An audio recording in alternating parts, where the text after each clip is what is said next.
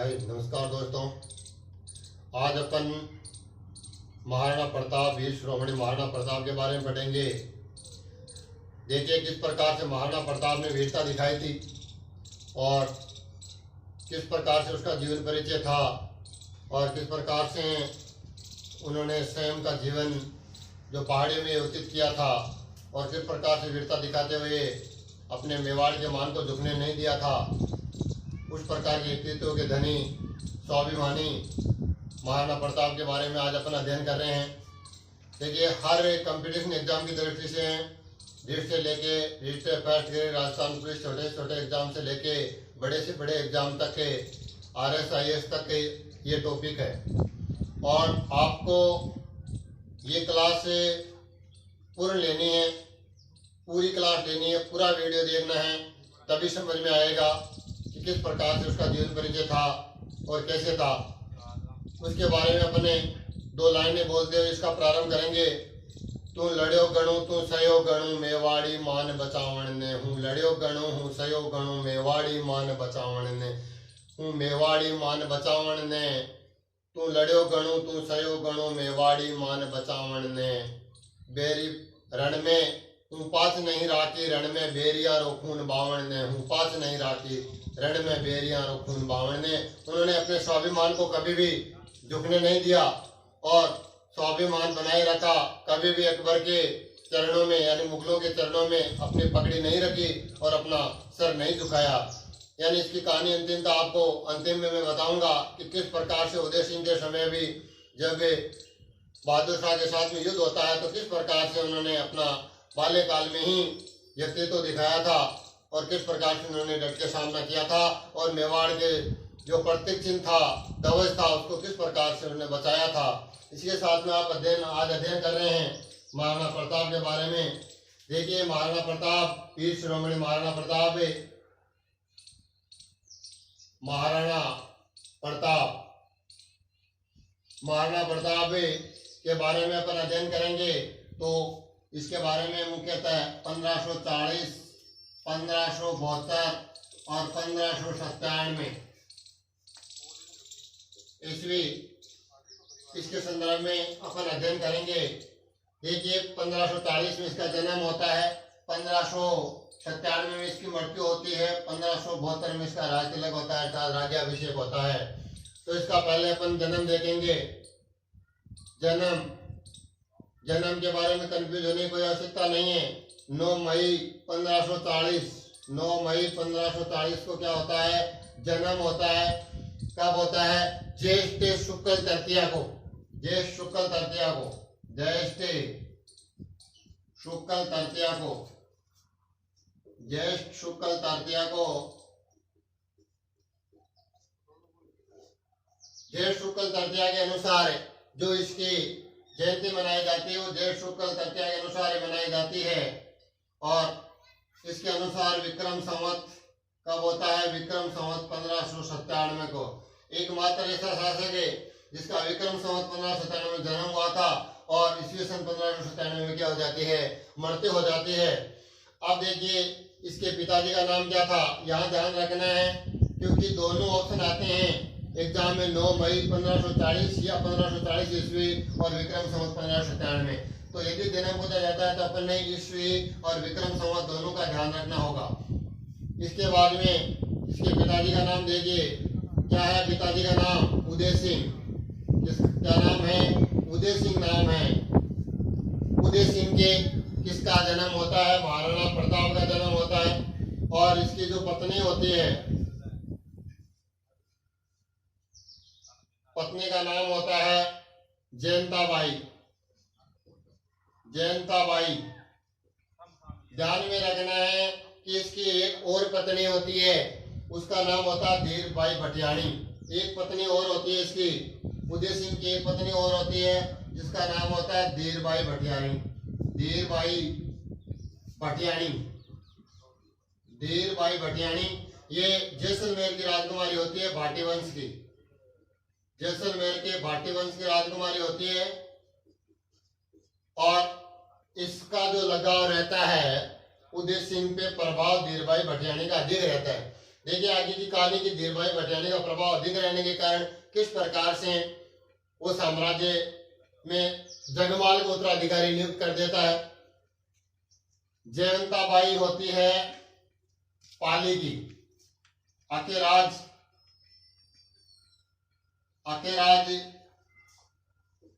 सोनगरा की बेटी होती है पाली की।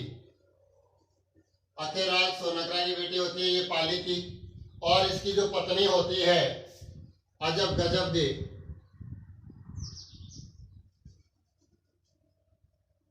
प्रताप की जो पत्नी होती है, महाराणा प्रताप के पिता और इसकी पत्नी यानी माताजी, या मैं माताजी लिख देता हूं क्यों आप कंफ्यूज हो जाओगे कि माताजी जयवंताबाई जो उदय सिंह की पत्नी थी। और पत्नी का नाम क्या था? पत्नी का नाम था अजबदे पवार। अजबदे पवार ये रामरख पवार की बेटी थी, शिरोई की। रामरख पवार की बेटी थी ये, रामरख पवार शिरोई। ये कहाँ की थी? रामरख पवार शिरोई की, अर्थात इसका ससुराल कहाँ था? शिरोई में था। इसके एक पुत्र होता है, ये क्या होता है? पुत्र होता है। पुत्र का नाम क्या है? अमर रह गया था, अमर सिंह प्रथम। ध्यान रखना है अमर सिंह प्रथम का। पुत्र का नाम क्या होता है? अमर सिंह प्रथम होता है। अब आगे की कहानी देखिए। पिताजी का नाम क्या है? उदय सिंह। माताजी का नाम क्या है? जयंताबाई। पत्नी का नाम क्या है? अजबदे पवार। और पुत्र का नाम क्या है? अमर सिंह। इसकी डेटें आपको ध्यान रखनी है कि इसका जो जन्म है वो कब होता है? 9 मई 1540 को। विवाह कब होता है? 1557 को। कब होता है? 1557 को इसका विवाह होता है। और अमर सिंह का जो जन्म है वो कब होता है? 16 मार्च 1559 को। 16 मार्च 1559 को किसका जन्म होता है? अमर सिंह का जन्म होता है। जब अमर सिंह का जन्म होता है अर्थात इसे पुत्र की प्राप्ति होती है उदय सिंह को। उदय सिंह का क्या हो गया? पुत्र। जब इसको पुत्र की प्राप्ति होती है उसी समय उदय सिंह क्या करता है? उदयपुर की स्थापना करता है। उदयपुर की क्या करता है?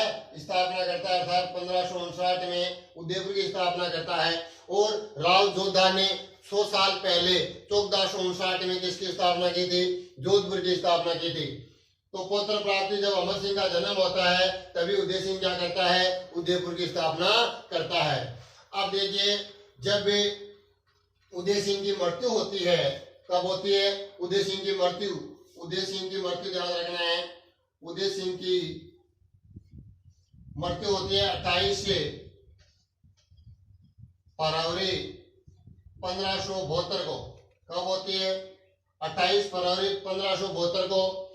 एक यहाँ सवाल आता है, होली के दिन होती है इसकी मृत्यु। किस त्योहार के दिन होती है? होली के दिन होती है, ध्यान रखना है। उसका महाराणा प्रताप का जन्म कहाँ होता है? कौन से किले में होता है? तो इसका महाराणा प्रताप का जन्म देखिए। महाराणा प्रताप का जो जन्म होता है वो कुंभलगढ़ दुर्ग में होता है। कहाँ होता है? कुंभलगढ़ दुर्ग में। कुंभलगढ़ दुर्ग में जन्म होता है। कुंभलगढ़ दुर्ग के कटारगढ़ में। कहाँ होता है? कटारगढ़ में। कुंभलगढ़ दुर्ग के कटारगढ़ में जिसका जन्म होता है, कटारगढ़ को लघु दुर्ग भी कहते हैं। और कटारगढ़ के भी कौन से में होता है? बादल महल। बादल महल। अब देखिए सवाल ये भी आ सकता है कि महाराणा प्रताप का जन्म यदि दुर्गों के बारे में दिया होता है तो कुंभलगढ़ दुर्ग, और यदि इसे गहराई में दिया होता तो लघु दुर्ग है। कुंभलगढ़ दुर्ग में कटारगढ़, जहां उदय सिंह का महाराणा कुंभा का जो निवास स्थान था। कटारगढ़ दुर्ग, लघु दुर्ग, और लघु दुर्ग में भी बादल महल में। कौन से महल में? बादल महल में। और बादल महल को भी 2 भागों में था। एक तो आपका था मर्दाना, एक था जनाना। मर्दाना और जनाना। मर्दाना और जनाना। एक मर्दाना एक जनाना। और एक मर्दाना हाथी भी था। ये क्या था? मर्दाना हाथी भी था, जिस पे कौन सवार होके आया था? हल्दी घाटी के युद्ध में मानसिंह सवार होके आया था। उस हाथी का नाम भी क्या था? मर्दाना था। तो मर्दाना डेडी और जनाना डेडी। जनाना डेडी के भी किस में होता है? जूनी कचहरी में। कहाँ होता है? जूनी कचहरी में इसका क्या होता है, जन्म होता है ज्येष्ठ शुक्ल तृतीया को। अब देखिए आगे, ज्येष्ठ शुक्ल तृतीया को जन्म होता है, बड़े धूमधाम से इसका जन्मोत्सव मनाया जाता है। और महाराणा प्रताप जब बड़े हो जाते हैं, अब देखिए राज्याभिषेक कब होता है, जन्म इसका कब होता है, 1540 में राज्याभिषेक कब होता है, बोतल में, अर्थात तो 32 वर्ष की आयु में। कितने वर्ष की आयु में राज्याभिषेक होता है इसका, राज्याभिषेक होता है 32 वर्ष की उम्र में। कितने वर्ष की उम्र में होता है, 32 वर्ष की उम्र में। देखिए 1572 1540 32 वर्ष की उम्र में क्या होता है, इसका राज्याभिषेक होता है। लेकिन इसके बीच में, राज्याभिषेक के बीच में एक कहानी आ जाती है, उस कहानी को आपको ध्यान में रखना है। इसका राज्याभिषेक होता है 1 मार्च 1572 को, ध्यान रखना है। इसका 2 बार राज्याभिषेक होता है। कितने बार होता है, 2 बार राज्याभिषेक होता है, ध्यान रखना है।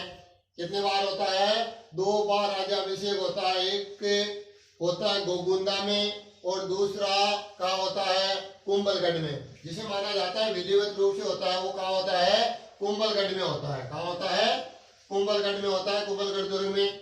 अब देखिए आगे इसके बारे में, महाराणा प्रताप जब दाह संस्कार होता है 28 फरवरी को, जब मृत्यु हो जाती है किसकी, 28 फरवरी 1572 को उदय सिंह की मृत्यु हो जाती है। उदय सिंह की क्या हो जाती है, मृत्यु हो जाती है। मृत्यु, जब उदय सिंह की मृत्यु होती है तो गोगुंदा में होती है। कहाँ होती है, गोगुंदा में होती है। तो गोगुंदा में मृत्यु होने के तत्पश्चात दाह संस्कार में, एक राजपूत परंपरा के अनुसार उस समय सिस्टम था कि जिसको उत्तराधिकारी घोषित किया जाता है वो दाह संस्कार में शामिल नहीं होता था। इसलिए उस समय दाह संस्कार में शामिल कौन नहीं होता है, इसके 2 भाई होते हैं, प्रताप और शक्ति सिंह और जगमाल। वैसे जगमाल धीरभाई भटियाणी का पुत्र होता है, लेकिन इसका पिताजी एक ही होने के कारण ये तीनों भाई हैं। तो तीनों भाइयों में सर्वाधिक जो प्रभाव था किसका, उदय सिंह पे जिस रानी का प्रभाव था उसका नाम था धीरभाई भटियाणी। क्योंकि स्त्री का प्रभाव रहता है तो एक स्त्री का अधिक भी रह सकता है। उस समय बहुपत्नी प्रथा थी, बहुपति प्रथा नहीं, बहुपत्नी प्रथा, ध्यान रखना है। इसलिए क्या था, जगमाल को उदय सिंह ने क्या कर दिया, अपने जीवन काल में धीरभाई भटियाणी के प्रभाव में आकर इसको क्या कर दिया, उत्तराधिकारी घोषित कर दिया। क्या घोषित कर दिया, उत्तराधिकारी घोषित कर दिया जाता है। किसको, जगमाल को। अब देखिए जगमाल किस प्रकार से उत्तराधिकारी घोषित करता है, राज्य चिन्ह धारण करता है और गद्दी पर बैठता है। कहाँ बैठता है, गोगुंदा में। कहाँ बैठता है, गोगुंदा में गद्दी पर बैठता है। तो गोगुंदा में किसका सहयोग से, जब दाह संस्कार में जगमाल शामिल नहीं होता है तो पाली के जो नरेश होते हैं अखेराज और ग्वालियर के शासक राम सिंह, देखिए इसके बाद में क्या होता है, इसको शासक बना दिया जाता है। किसके द्वारा, धीरभाई भटियाणी के द्वारा। तब क्या होता है, जब ये दाह संस्कार में वापस आते हैं तो वापस आते ही किसको घोषित कर दिया जाता है, महाराणा प्रताप का राज्याभिषेक कर दिया जाता है। महाराणा प्रताप के राज्याभिषेक में किस किस के द्वारा सहयोग किया जाता है, कौन कौन शामिल होते हैं। इसके जो नाना जी होते हैं, कौन है नाना का नाम क्या है इसके, अखेराज सोनगरा। क्या नाम है, अखेराज सोनगरा, ध्यान रखना है। इसके जो नाना जी है, नाना अखेराज सोनगरा, अखेराज सोनगरा। ग्वालियर का शासक राम सिंह, ग्वालियर का शासक का क्या नाम है, राम सिंह।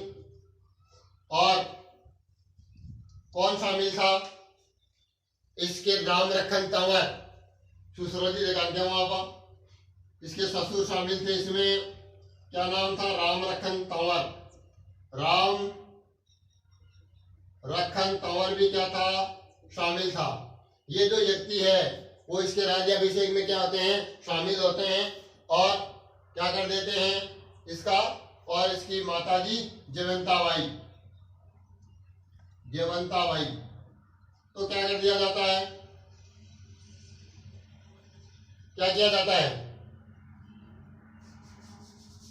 इसका राज्याभिषेक कर दिया जाता है। क्या कर दिया जाता है, इसका राज्याभिषेक कर दिया जाता है।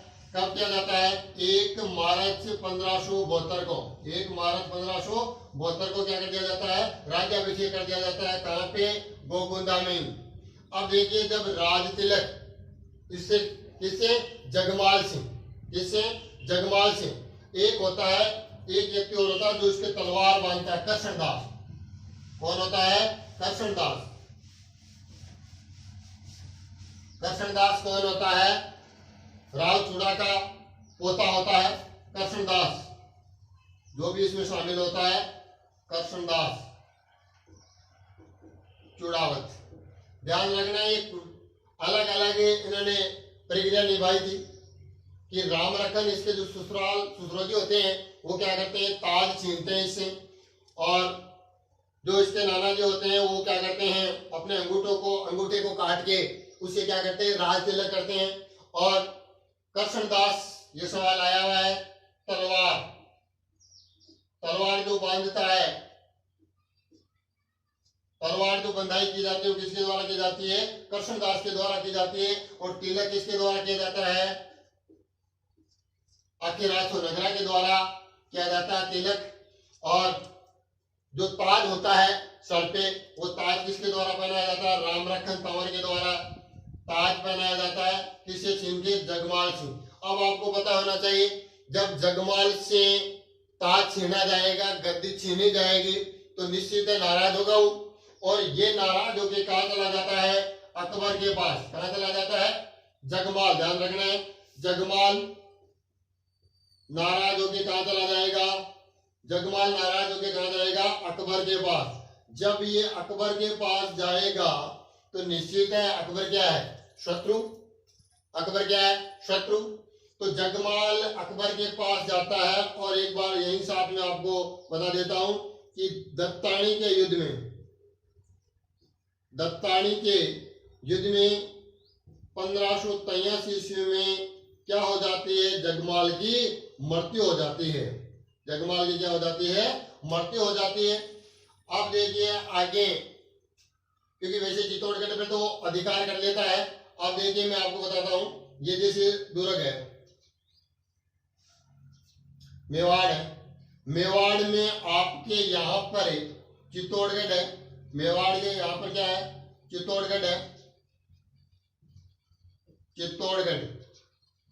और चित्तौड़गढ़ दुर्ग पे तो वो अधिकार कर लेता है, 1567 में आक्रमण करता है और 1568 में क्या कर लेता है, अधिकार कर लेता है। अर्थात किसके समय कर लेता है, उदय सिंह के समय कर लेता है। किसके समय कर लेता है, उदय सिंह के समय कर लेता है। जब ये आक्रमण किया जाता है तो उस समय उसको छुपाने के लिए विक्रमादित्य, जब ये उदय सिंह बालक होते हैं, उस समय छोटे बालक होते हैं, 1534 में जब आक्रमण करता है बहादुर शाह, तो उस समय उनको कहाँ भेज दिया जाता है, उनके ननियाल, यानी उदय सिंह का जो ननियाल होता है वो कहाँ होता है, गुंदे में होता है। कहाँ होता है, गुंदे में होता है। और विक्रमादित्य की फिर आपको पता है ही कि बनवीर के द्वारा दासी पुत्र होता है, उसके द्वारा क्या कर दी जाती है, हत्या कर दी जाती है। और उदय सिंह को कैसे पन्नादाय ने बचाया था, इसके बारे में आपको शायद पता होगा। इसके बाद में देखिए चित्तौड़गढ़ पे अधिकार हो जाता है, इसका अकबर का हो जाता है। और अकबर इसका जो नेतृत्व किसको सौंप देता है, आसिफ खान को सौंप देता है। किसको सौंप देता है, आसिफ खान को सौंप देता है। और ध्यान रखना, इस समय जो भगवंदास होता है, भारमल का पुत्र, उन्होंने कत्लेआम किसने करवाया था उस समय, देखो वही भगवंदास है, कत्लेआम करवाया था भगवंदास के द्वारा। भगवंत दास के द्वारा क्या करवाया गया था, कत्लेआम करवाया गया था। ये आपको इसलिए बता रहे हैं क्योंकि यही भगवंदास अभी शिष्ट मंडल में शामिल होगा और इसको महाराणा प्रताप क्या कहेगा और किस प्रकार से इसकी आलोचना करते हुए उसको वापस जाने को मजबूर करेगा। अब देखिए आगे कि जब इसका राज्याभिषेक हो जाता है 1572 में मार्च में, तो निश्चित राज्याभिषेक होते ही अकबर अपने अधिकार करने के लिए, अपने वश में करने के लिए अलग अलग प्रकार के हथकंडे अपनाएगा। अब देखिए वो किस प्रकार से कौन कौन से हथकंडे अपना रहा है। उसकी दो नीतियां थी, एक तो युद्ध नीति, एक शांतिपूर्ण तरीके से या कूटनीति के द्वारा अपने साम्राज्य में शामिल करना अपना अधिकार। अब देखिए दिल्ली पर अधिकार किसका था, केंद्र पे अकबर का था। तो निश्चित है अकबर अपनी कूटनीति चलाएगा। तो किस प्रकार से अकबर अपनी कूटनीति चलाता है, देखिए अकबर अपनी कूटनीति चलाता है और एक युद्ध नीति और एक शांतिपूर्ण। तो अकबर ने किस नीति को अपनाया था, शांति नीति को अपनाया था पहले कूटनीति के द्वारा।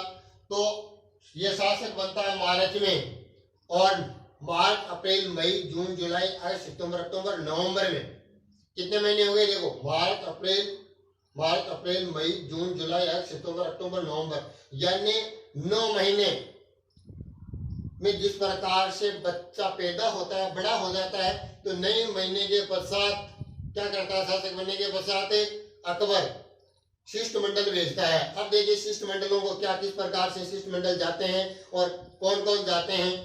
देखिए पहला शिष्टमंडल भेजता है महाराणा प्रताप को समझाने के लिए कि अकबर के दीनता स्वीकार कर ले। किसके दीनता स्वीकार कर ले, अकबर के दीनता स्वीकार कर ले महाराणा प्रताप। तो क्या भेजा जाता है, शिष्टमंडल भेजा जाता है। शिष्टमंडल में पहला जो भेजा जाता है वो जलाल खां कोर्ची को भेजा जाता है। किसको भेजा जाता है, जलाल खां कोर्ची को। फिर भेजा जाता है मान सिंह को। अभी आपको एक सूत्र बताऊंगा इसका, किसको भेजा जाता है, मान सिंह को भेजा जाता है। और फिर मिर्जा राजा मान सिंह, इसको मिर्जा की उपाधि दे दी गई थी, मैं पूरा आपको यह नाम लिख देता हूं, मिर्जा राजा मान सिंह।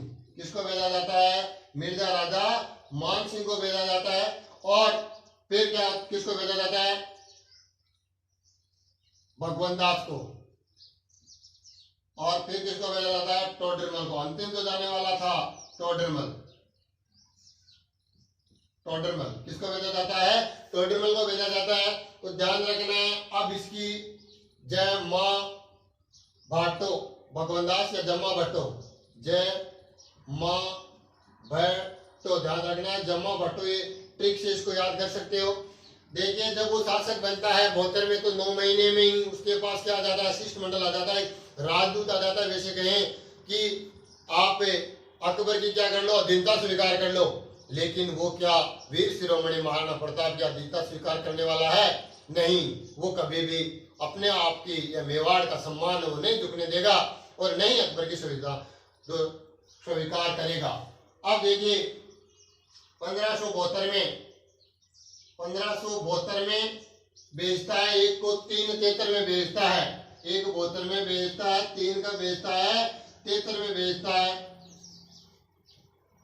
3 का बेचता है, 73 में बेचता है। एक आपको मैंने इसका दूसरा जो राज्याभिषेक होता है वो कुंभलगढ़ में होता है, शायद नहीं बताया होगा तो देख लेना। कहाँ है, दूसरा जो राज्याभिषेक होता है वो 1572 में कुंभलगढ़ में होता है। कहाँ होता है, कुंभलगढ़ दुर्ग में होता है, 1572 में होता है कुंभलगढ़ दुर्ग में। और इसमें जो शामिल होते हैं वो होते हैं रावचंद्र सिंह। कौन होते हैं, मारवाड़ के, जिसे भूला बिसरा शासक भी कहते हैं, प्रताप का अग्रगामी शासक भी कहते हैं, विस्तृत शासक भी कहते हैं। क्योंकि उन्होंने यानी उन दोनों का जिस प्रकार से चंद्रसेन ने अकबर की दीनता स्वीकार नहीं की थी, उसी प्रकार से किसने दीनता स्वीकार नहीं की थी, किसने नहीं की थी, प्रताप ने नहीं की थी। किसने नहीं की थी, प्रताप ने नहीं की थी, जिस प्रकार से चंद्रसेन ने नहीं की थी। अब देखिए कभी कभी इसका माह भी पूछ लिया जाता है, तो 9 महीने बाद अर्थात नवंबर में, नवंबर जून, इसको ऐसे याद रख सकते हैं, 9 जून, अक्टूबर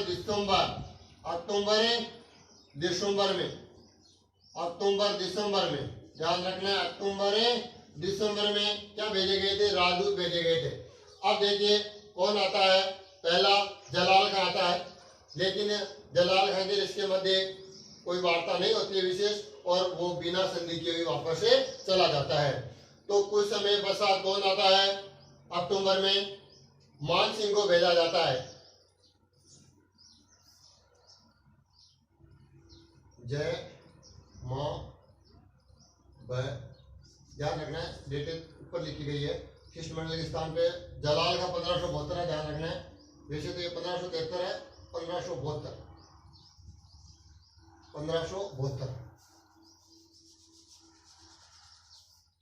1572 ऊपर शिष्टमंडल में लिखी गई, 1573 और 1573।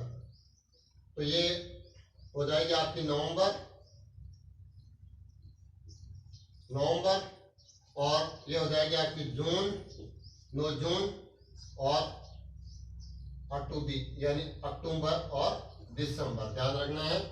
जलालगांव का भेजा गया था, 72 में भेजा गया था। जिस समय वो शासक बनता है 9 महीने 10 पश्चात किसको भेज दिया जाता है?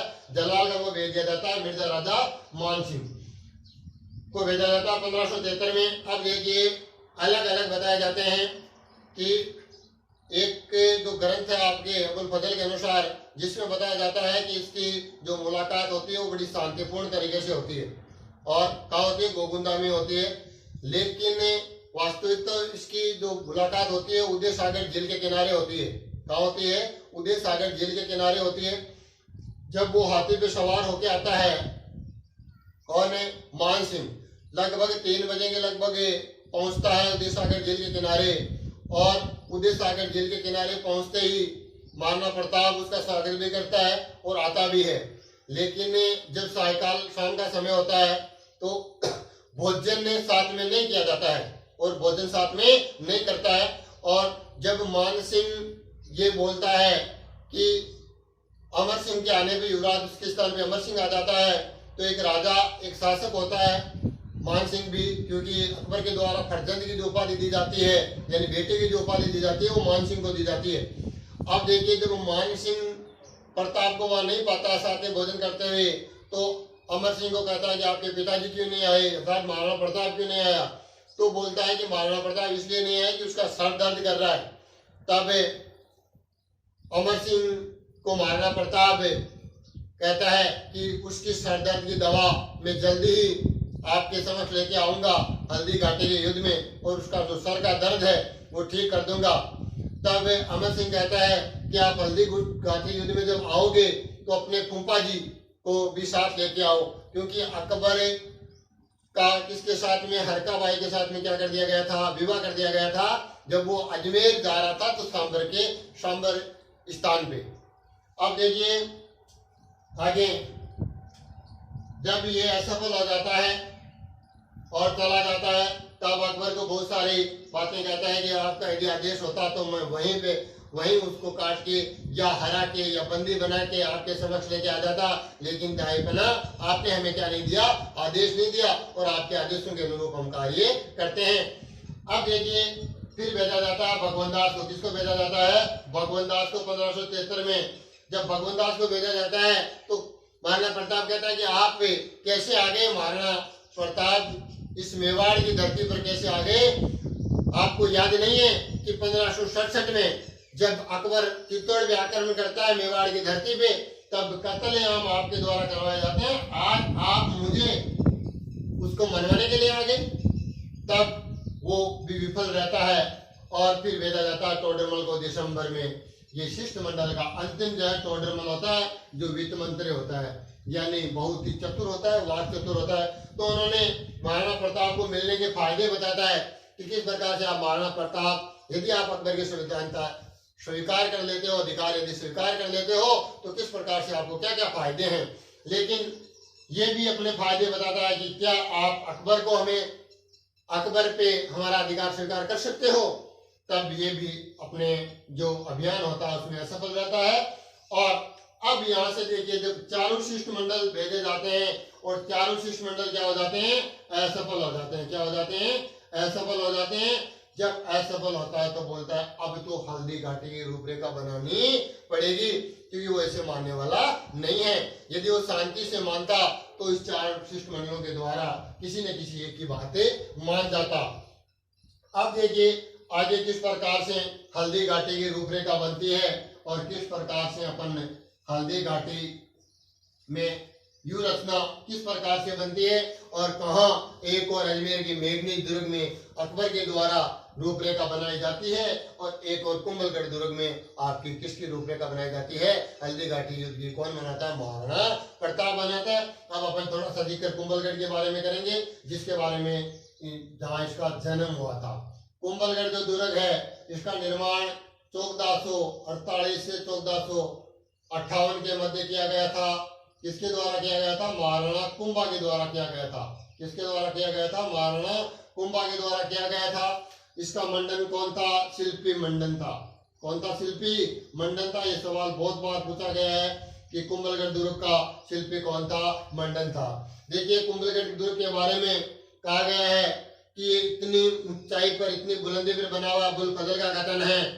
किसका कथन है? अबुल फजल का कथन है कि इतनी ऊंचाई पे, इतनी बुलंदी पे बनाया गया है कि यदि उस पे, उसको नीचे से देखने पे, ऊपर की ओर देखें तो नीचे से देखने सर की पगड़ी गिर जाती है। उतनी बुलंदी पे, उतनी ऊंचाई पे बनाया गया दुर्ग है। और इस दुर्ग की जो दीवार है, ये कुंभलगढ़ दुर्ग, इस दुर्ग पे जो परकोटा है, जो दीवार है, ये क्या है? इस पे 4 घोड़े सवार चल सकते हैं। इतनी बड़ी दीवार है और ये कितने है? 36 किलोमीटर, जो आपकी चीन की दीवार के बाद सबसे बड़ी दीवार है। कौन सी? कुंभलगढ़ दुर्ग की। कुंभलगढ़ दुर्ग की वैसे जो महेंद्रगढ़ दुर्ग के स्थान में बनाया गया था, अपन मौर्य वंश में जाते हैं तो अशोक के द्वारा, अशोक द्वितीय के द्वारा जो बनाया गया था, उसके बाद उसी दुर्ग पे, यहाँ महेंद्रगढ़ दुर्ग के स्थान पे क्या बनाया गया था? कुंभलगढ़ दुर्ग बनाया गया था। और किस प्रकार से कुंभलगढ़ दुर्ग को वो राजधानी बनाता है? गोगुंदा से कुंभलगढ़ चला जाता है और फिर कुंभलगढ़ से वो चावंड चला जाता है और चावंड से किस प्रकार से वो पहाड़ी में जाता है और किस प्रकार से जीवन व्यतीत करता है। और आगे हल्दी घाटी के युद्ध के बारे में अपन जो अध्ययन करेंगे वो करेंगे कल नेक्स्ट क्लास में, कि वो किस प्रकार से हल्दी घाटी दोनों के मध्य युद्ध होता है, किस प्रकार से इसके सेनापति है, इसके बारे में जो अपन अध्ययन करेंगे वो कल करेंगे नेक्स्ट क्लास में। और यदि आपके किसी प्रकार की समस्या हो तो आप अवश्य कमेंट करें। हल्दी घाटी युद्ध के बारे में, जद याद करूं हल्दी घाटी ने, जद याद करूं हल्दी घाटी ने, तो नैना में रक्त उतर आवे, नैना में रक्त उतर आवे। यानी वीर शिरोमणि महाराणा प्रताप, जिसके अलग अलग नामों से जाना जाता है, वीर शिरोमणि के नाम से भी जाना जाता है और भीलों में से कीका के नाम से, अर्थात छोटे बच्चे को क्या कहते थे? कीका कहते थे। किस प्रकार से वो भील जो पुंजा था, उन्होंने इसका सहयोग किया था, किस प्रकार से उसका जो राणा बिद्दा ने या मन्ना ने, झाला बिद्दा या झाला मन्ना ने इसके राज्य चिन्ह धारण किए थे और किस प्रकार से वो चला जाता है, तो किस प्रकार से इसकी कितने रुपये में, कितने 25 लाख या जो रुपए थे, किस प्रकार से 2 लाख सोने के रुपये थे भामाशाह के द्वारा, जो महिषाणी प्रधानमंत्री था उदय सिंह के समय, उसको किस प्रकार से हटाया जाता है और किस प्रकार से आपके भामाशाह को आपको शासक बनाया जाता है और प्रधानमंत्री बनाया जाता है। इसके बारे में जो अध्ययन करेंगे अपन वो अगली क्लास में करेंगे। इसके साथ में नेक्स्ट वीडियो कल या नेक्स्ट डे आपको उपलब्ध करवा दिया जाएगा। अधिक से अधिक शेयर करें, लाइक करें, कमेंट करें और जय हिंद, जय भारत।